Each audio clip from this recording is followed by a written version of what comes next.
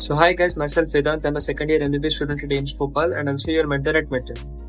तो अभी का आज का वीडियो जो है वो एक बहुत ही कॉमनली पूछा गया सवाल है कि भैया मेरा 11th जो है वो वेस्ट हो गया, तो अभी क्या मैं इस स्टेज पे रहते हुए नीट क्रैक कर सकते हो? तो डेफिनेटली बिल्कुल आप क्रैक कर सकते हो।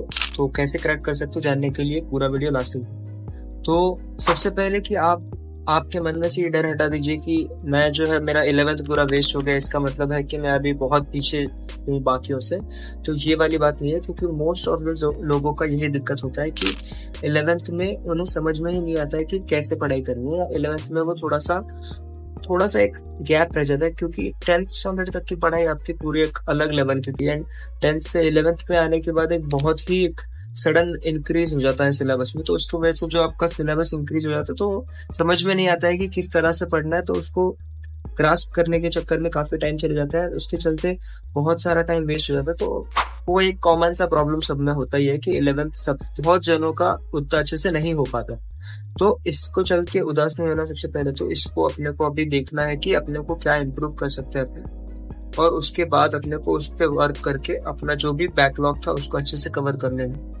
सबसे इम्पोर्टेंट चीज इसमें मैं यही कहूंगा कि बैकलॉग आपका था वो ठीक है, उसको आपको कवर करना है, बट एक सबसे इम्पोर्टेंट प्रॉमिस आपको खुद से करना है कि आपको अभी नया बैकलॉग बिल्कुल नहीं बनने देना। अभी जो आपका करंट सिलेबस चल रहा है 12th का, वो किसी भी हाल में आपको रेगुलर बेसिस पे कंप्लीट करते रहना। जो आप पढ़ रहे हो रोज का रोज उसको आके वापस, जो भी आपके क्लासेस में या कोचिंग में जो भी आपको पढ़ाया जा रहा है, आप उसको रेगुलरली वापस आके पढ़ो। ये एक बहुत ही जरूरी चीज है, क्योंकि आपको अभी किसी भी वे में नया बैकलॉग नहीं करना है। जो ऑलरेडी पहले बैकलॉग था उसको कवर करना है। अभी का जो करंट का सिलेबस है उसको तो अच्छे से फोकस करके उसको अच्छे से कंप्लीट करना ही।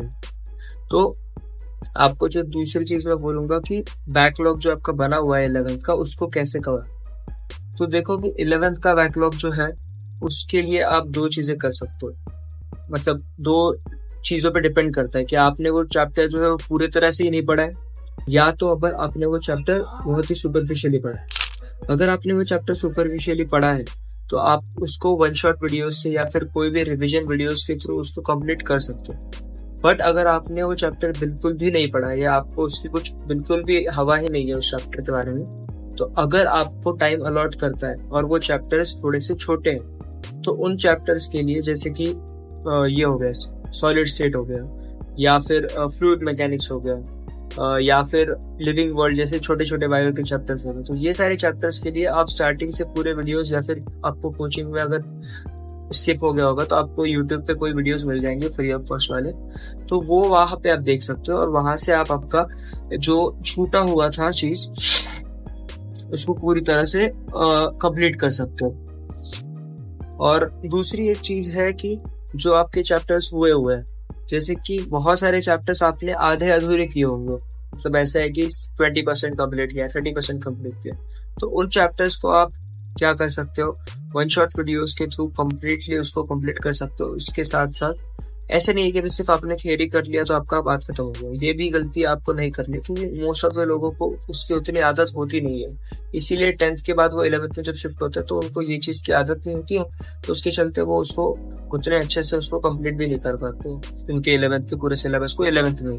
तो इसीलिए आपको क्वेश्चन प्रैक्टिस थियरी के साथ साथ ही करते रहेंगे। जैसे आपने थियरी खत्म करी, आपको उसी के साथ साथ क्वेश्चन प्रैक्टिस भी करनी है। तो क्वेश्चन प्रैक्टिस में फिजिक्स के लिए आपको हार्डली 100 क्वेश्चंस, और केमिस्ट्री में भी 100 क्वेश्चंस, और बायो में 150 to 200 क्वेश्चंस पर चैप्टर आपको करने हैं। तो इतना सारा आपको करना है। अभी आप पूछेंगे कि भैया मेरे डेली शेड्यूल में मैं इसको कहाँ पे फिट करूँ टाइम, तो आपको बस आपके वीक डेज जो है, जैसे कि मंडे से लेके सैटरडे जिस दिन आपके क्लासेस होंगे, अगर ऑनलाइन होगा तो आप ऑनलाइन देखते होंगे वीडियोस, या ऑफलाइन होगा तो ऑफलाइन जाते होंगे, इस भी दिन आपके क्लासेस रहते हैं। उस दिन आपको सेल्फ स्टडी में सबसे पहले तो दो घंटे फिजिक्स, केमिस्ट्री एंड बायो के आपको जो क्लास में पढ़ाया जा रहा है करंट का, उसको कंप्लीट करना है।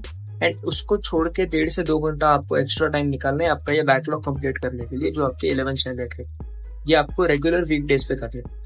और जो आपके सैटरडेज और संडेज है उस दिन आपको टाइम थोड़ा सा बढ़ा के 3 आवर्स करना है, जिसमें आपको थियरी के साथ साथ थोड़ा क्वेश्चन प्रैक्टिस भी करना है। तो अगर आप ऐसे करेंगे तो आपका हार्डली, अभी आप मान के चलिए कि सितंबर अक्टूबर तक आपका 11th का जो बैकलॉग है वो 12th के साथ साथ ही खत्म हो जाएगा। और एक सॉर्ट ऑफ रिवीजन भी हो जाएगी 12th के साथ साथ आपकी 11th की, तो वो बहुत ज्यादा आपके लिए बेनिफिशियल होगी। तो ये सारी चीजें आपको फॉलो करनी है आपके 11th के बैकलॉग को कवर अप करने के लिए। और एक चीज मैं सबसे इम्पोर्टेंट वापस कहना चाहूंगा कि आप सबको प्रॉमिस करना है खुद से कि कोई भी अभी नया बैकलॉग नहीं बनने देना है। जो करंटली पढ़ रहे हो उसको बहुत अच्छे से पढ़ना है, पिछला कंप्लीट करने के चक्कर में अभी का छोड़ नहीं है। तो इसीलिए तुम्हें इस पर फोकस करना है कि करंट जो है वो बहुत अच्छे से करो, उसको डिस्टर्ब मत करते हुए थोड़ा सा एक्स्ट्रा टाइम निकाल के पीछे का जो आपका बचा हुआ है उसको कवर करो, और वो इजीली हो जाएगा। कैसे करना मैंने आपको बता दिए। तो ऐसे इन्फॉर्मेटिव वीडियोस के लिए सब्सक्राइब टू मेंटल चैनल, और हम आपके लिए ऐसे ही अच्छे वीडियोस डालते रहते हैं जो कि आपके मोस्ट इंपॉर्टेंट डाउट्स होते हैं। बट अगर आपको कुछ और भी डाउट्स पूछने हैं तो आप कमेंट्स में लिख सकते हैं, हम उसका भी रिप्लाई करते हैं। तो all the best for your new. Thank you.